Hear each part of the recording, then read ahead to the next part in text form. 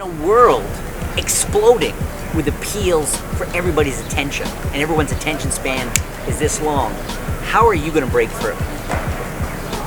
You got a message, you're trying to get through social media, you got a creative project, you got a business plan. How do you break through?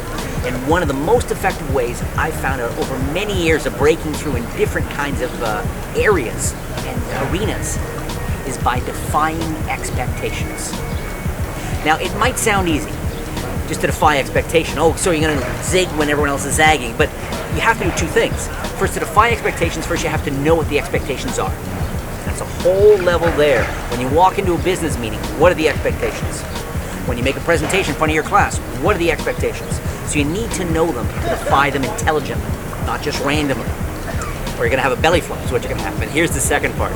You need to defy expectations in a way that's on brand for you. It has to work for you. You can't just walk into the business meeting with chocolate pudding smeared all over your face.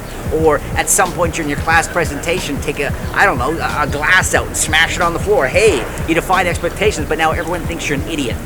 So you have to defy expectations in a way that works for you. And again, you got to figure out all these tips I'm sharing with you. You need, there's a mechanical side, there's a scientific and psychological side, but there has to be a creative component, something authentic from you brought to all these.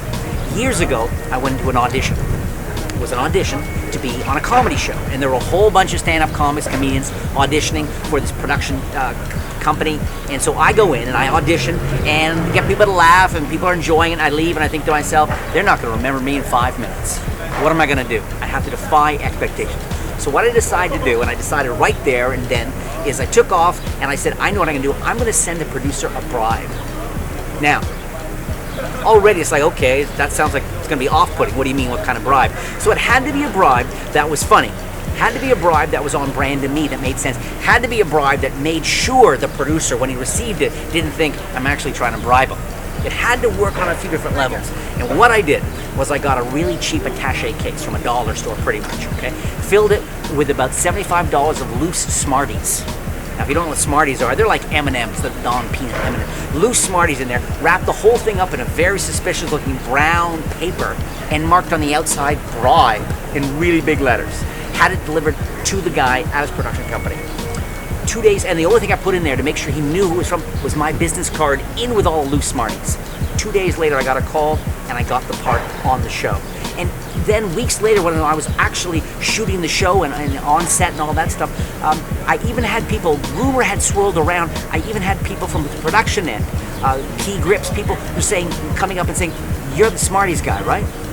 So it created this kind of mythology, and I'm sharing with you not as some sort of ego or some sort of creative breakthrough, but just an example of something that was on brand, that defied expectations, and that broke through and allowed me to definitely connect with and influence people.